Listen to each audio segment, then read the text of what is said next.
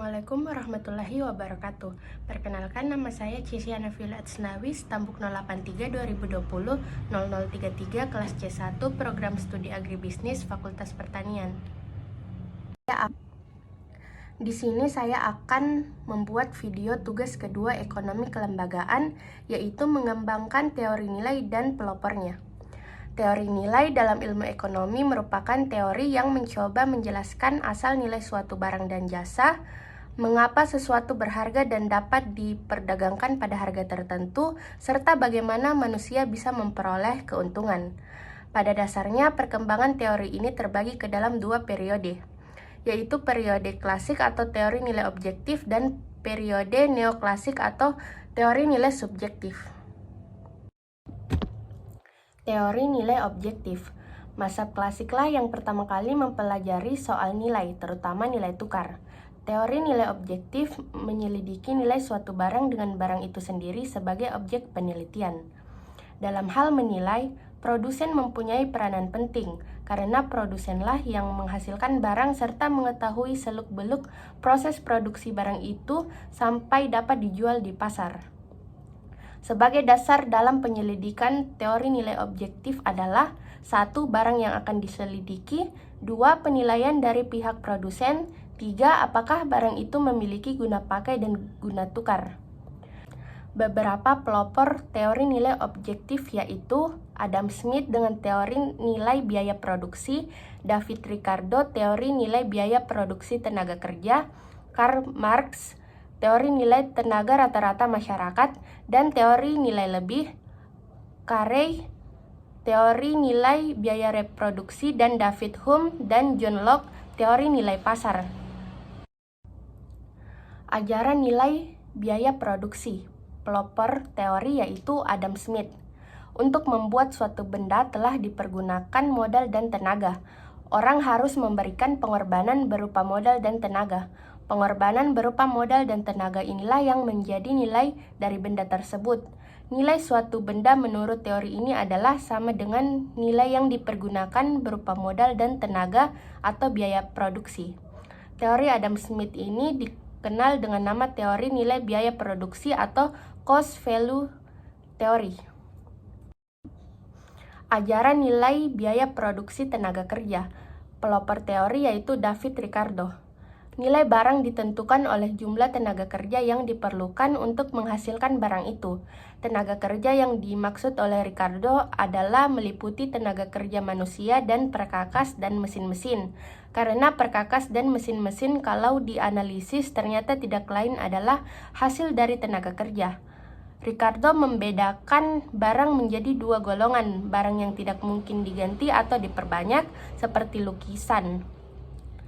Nilai barang ini ditentukan oleh penggemar. Barang yang mudah diperbanyak, nilainya ditentukan oleh jumlah tenaga kerja yang diperlukan untuk menghasilkan barang tersebut. Ajaran nilai tenaga rata-rata masyarakat dan teori nilai lebih. Pelopor teorinya yaitu Karl Marx. Pendapat Karl Marx ini merupakan kelanjutan hasil pemikiran Ricardo. Tenaga kerja adalah sumber nilai dan nilai tukar suatu benda ditentukan oleh jumlah tenaga kerja rata masyarakat. Yang dimaksud dengan masyarakat adalah tenaga manusia termasuk perkakas dan mesin yang dipakai dalam produksi, sebenarnya juga tenaga kerja, yaitu tenaga kerja yang sudah mengkristal. Teori tenaga kerja Karl Marx dipakai sebagai dasar untuk menyusun teori pemerasan yang mengkritik terjadinya kepincangan-kepincangan sosial ekonomi dalam masyarakat. Teori pemerasan ini sangat membantu dalam menguraikan teori nilai lebih atau value add. Ajaran teori nilai biaya reproduksi. Pelopor teori yaitu Carey.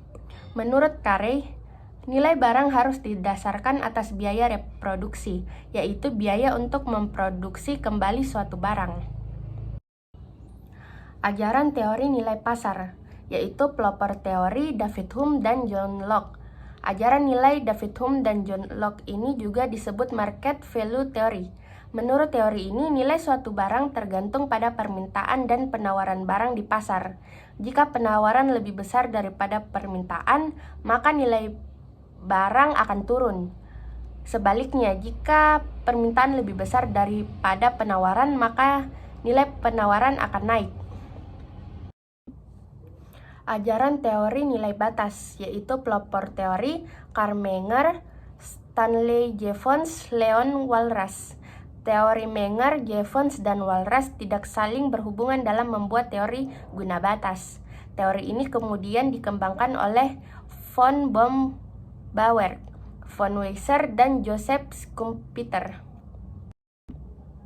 Teori nilai subjektif. Dalam teori nilai subjektif dikemukakan bahwa suatu barang yang memiliki guna pakai umum akan bernilai tinggi. Akan tetapi, teori ini terbentur pada suatu paradoks bahwa air yang mempunyai guna pakai tinggi tetapi bernilai rendah, sedangkan berlian atau intan yang mempunyai guna pakai umum kecil tetapi justru bernilai tinggi. Paradoks antinomi nilai ini tidak dianalisis lebih lanjut oleh ajaran klasik. Analisis nilai suatu barang harus berpangkal pada subjek pemakai berhubung dengan pemuasan kebutuhannya. Gambaran yang lebih jelas dapat diikuti analisis pemuasan kebutuhan menurut hukum Gosen. Teori nilai menurut Gosen terkenal dengan nama hukum Gosen 1 dan hukum Gosen 2. Hukum Gosen 1 berbunyi, jika pemuasan kebutuhan dilakukan terus-menerus, maka kenikmatan semakin lama semakin berkurang, dan pada suatu saat akan tercapai titik kepuasan. Hukum Gosen 1 disebut hukum guna batas yang semakin menurut. Bagaimana kenyataan hukum Gosen 1 tersebut dalam praktik? Hukum Gosen 1 tidak selalu berlaku tepat, karena ada faktor-faktor lain yang mempengaruhi.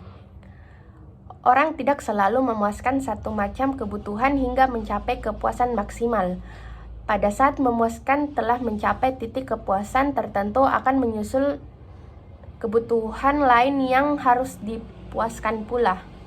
Untuk menyempurnakan hukum pertama, Gosen menyusun analisisnya lebih lanjut.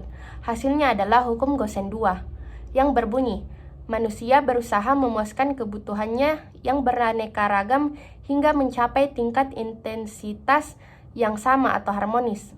Hukum Gosen 2 ini dipergunakan oleh Karl Menger untuk menyelidiki bagaimana orang membagi penghasilannya guna memenuhi kebutuhan yang bermacam-macam. Pada umumnya, seseorang akan menggunakan penghasilannya dengan sebaik-baiknya agar supaya kebutuhannya yang bermacam-macam dapat dipenuhi hingga tingkat kepuasan yang sama. Kebutuhan yang perlu didahulukan misalnya makan, pakaian, perumahan, pendidikan, kesehatan, baru kebutuhan sekunder seperti rekreasi, hiburan, dan tabungan. Sekian dari saya, mohon maaf bila ada salah kata. Saya ucapkan terima kasih. Wassalamualaikum warahmatullahi wabarakatuh.